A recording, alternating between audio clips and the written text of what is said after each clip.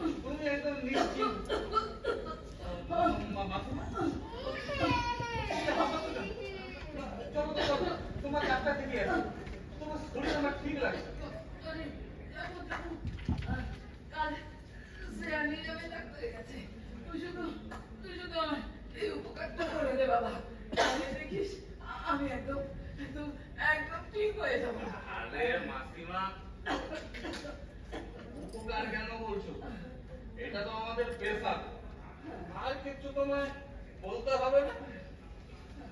ধরে নাও তোমার কাজ হয়ে গেছে। 3 পুরুষ ধরে এই ঘরটারির ব্যবসা আমাদের।